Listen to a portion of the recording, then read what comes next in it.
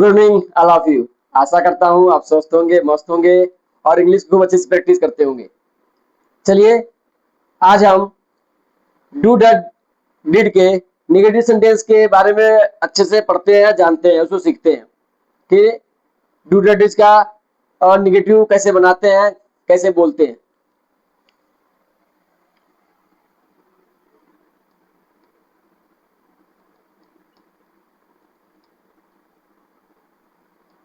Do does did. Dos और did का प्रयोग हम प्रेजेंट में करते हैं। इसका यूज किसी सेंटेंस को या जब हम किसी को जोर देके बोलते हैं तब वहां पे हम डू डज डिड का प्रयोग करते हैं। जैसे वह पढ़ता तो है, वह खेलता तो है, वह सोता तो है, वह खाता तो है, वह रोता तो है, वह गाता तो है। हम क्या कर रहे हैं, सेंटेंस में जोर दे रहे हैं। वो काम करता तो है। तो ऐसे सेंटेंस के लिए हम क्या यूज करेंगे, डू डज डिड का प्रयोग करेंगे। और नॉर्मली हमने कह दिया वो यह काम करता है, तुम वह काम करते हो, तो नॉर्मल सेंटेंस में भी हम डू डज डिड का प्रयोग करेंगे। क्योंकि डू मतलब क्या होता है, करना। ये सब हमारे क्या है, एक्सिलरी वर्ब है। क्या है, सब हमारे एक्सिलरी वर्ब के पार्ट है।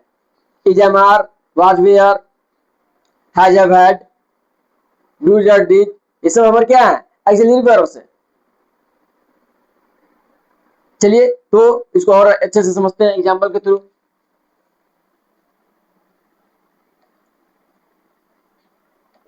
Negative sentences.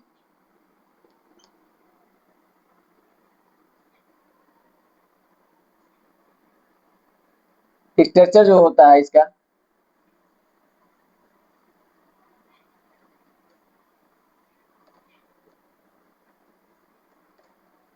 सबसे पहले क्या आता है, सब्जेक्ट आता है।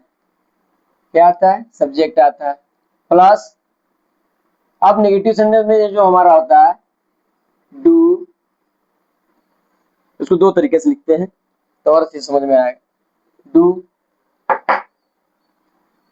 नॉट प्लस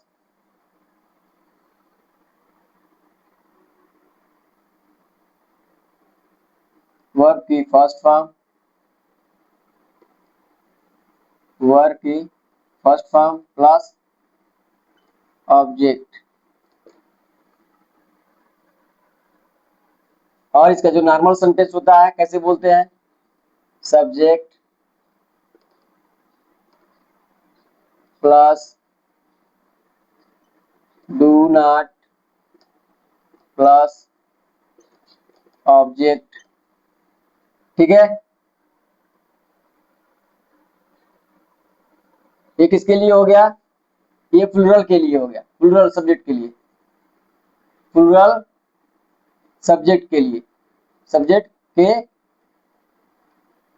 प्लूरल सब्जेक्ट के साथ। और एक दूसरा होता है subject plus does not plus verb की फर्स्ट फॉर्म प्लस ऑब्जेक्ट। ये हमारा किस लिए होता है, किसके साथ यूज होता है, singular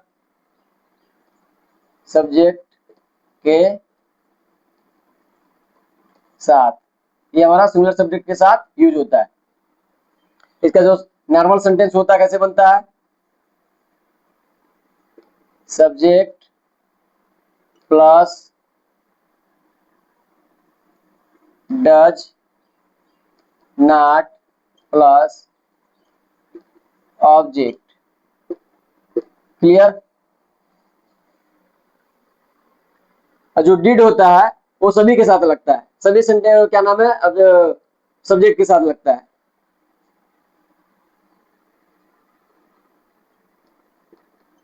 subject plus did not plus object. ठीक, क्लियर। ऑल सब्जेक्ट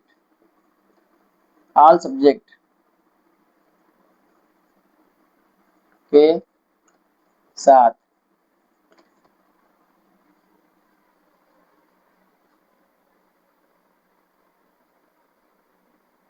चलिए वीडियो को देरी न करते हुए एग्जाम्पल से स्टार्ट करते हैं।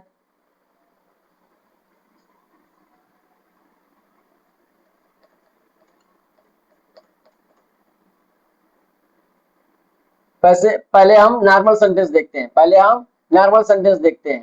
ठीक है,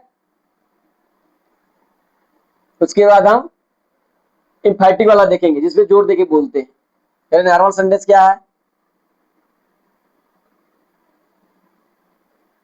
वह, यह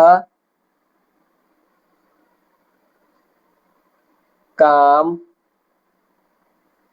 नहीं करता है। वह यह काम नहीं करता है, कैसे बोलेंगे? ही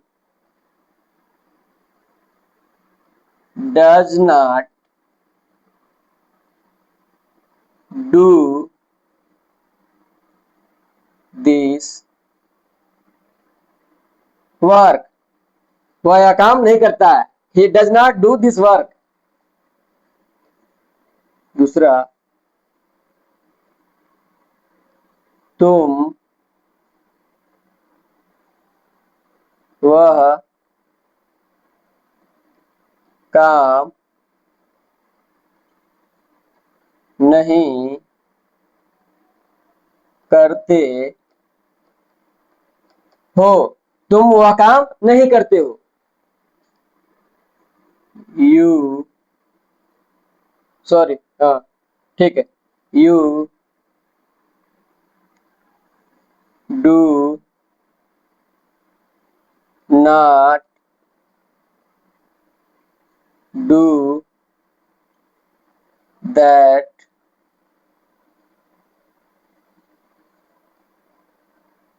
work. You do not do that work, तुम वह काम नहीं करते हो। क्लियर? इसको आप कमेंट भी करते रहिए, लाइक भी करते रहिए कि आपको ये कैसा लग रहा है, ये वीडियो हमारा कैसा लग रहा है, कंटेंट हमारा कैसा लग रहा है।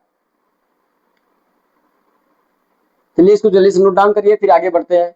बहुत मोस्ट इंपॉर्टेंट है ये इंस्ट्रक्शन, हमको ध्यान में रखना छोटी छोटी चीजों को।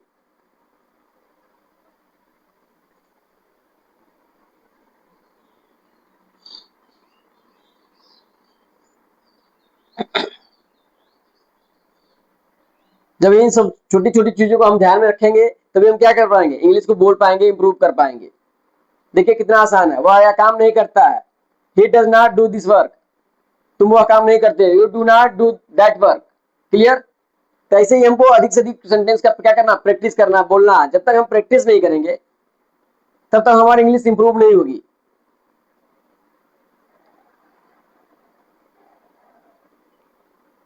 क्लियर? तो हमको अधिक से अधिक प्रैक्टिस करना है, बोलना है। आप इसको एक बार राइट करिए, फिर स्पीक करिए, राइट करिए, स्पीक करिए, राइट करिए, स्पीक करिए। जितना हम राइट करेंगे, स्पीक करेंगे, उतना अधिक से अधिक हमारा इंग्लिश क्या होगा, इंप्रूव होगा। ये मत सोचिए कि गलती होगी, गलतियां सबसे होती हैं। ठीक है, इस पे आप ज्यादा ध्यान मत दीजिए, गलतियां सबसे होती हैं। बस आप कंटिन्यू क्या करिए, स्पीक करिए, बस ओनली स्पीक करिए। चलिए आगे बढ़ते हैं।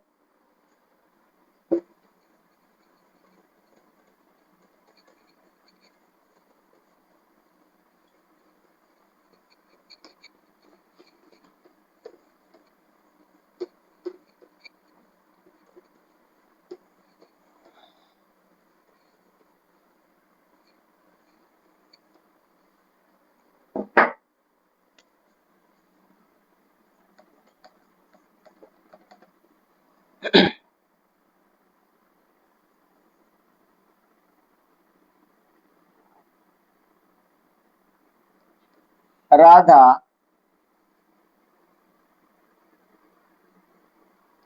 खाना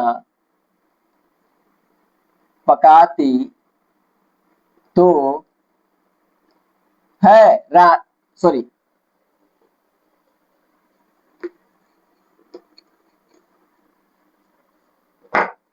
राधा खाना खाना पकाती तो नहीं है। राधा खाना पकाती तो नहीं है, उसको खाना पकाने क्या होता है, नहीं आता है, तो हम क्या बोलेंगे, वह खाना पकाती तो नहीं है। कैसे बोलेंगे, Radha does not cook food. Radha does not cook food, Radha खाना पकाती तो नहीं है।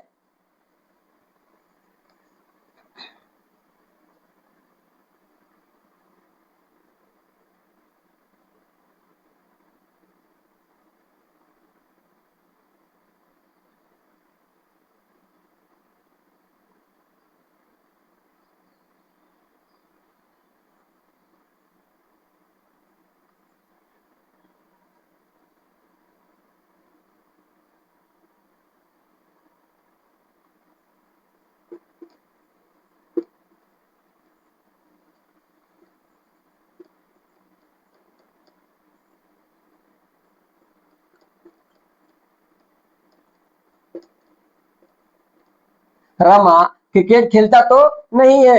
Rama Rama does not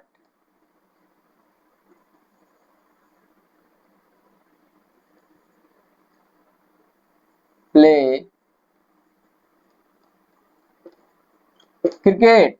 Rama does not play cricket.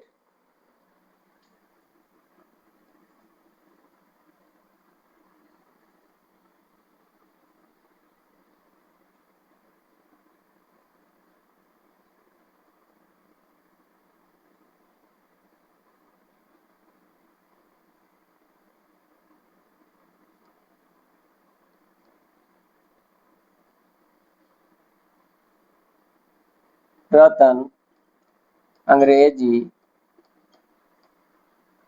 बोलता तो नहीं था। रतन अंग्रेजी बोलता तो नहीं था, तो बोलता तो नहीं था पास्ट है, तो हम क्या लगाएंगे, सभी सब्जेक्ट के साथ क्या लगाएंगे, डिड लगाएंगे। तो Ratan Ratan did not speak English. Ratan did not speak English. I hope ये सभी चीजें आपको समझ में आई होंगी। समझ में आई है तो ज्यादा से ज्यादा लाइक कीजिए, शेयर कीजिए, सब्सक्राइब कीजिए। जब तक आप लोगों को सब्सक्राइब नहीं करेंगे तो ये और लोगों के पास नहीं पहुंचेंगे, जिससे जो लोग नहीं पढ़ पा रहे हैं, जिनको इंग्लिश सीखना है, नहीं बोल पा रहे हैं, तो आप ज्यादा से ज्यादा शेयर कीजिए कि ये ऐसे लोगों के पास भी पहुंच जाएगा जो इंग्लिश सीखना चाहते हैं, बोलना चाहते हैं। और ऐसे ही इंग्लिश सीखने के लिए हमारे साथ जुड़े रहिए और पढ़ते रहिए, बोलते रहिए। थैंक्स फॉर वॉचिंग, मिलते हैं नेक्स्ट वीडियो में।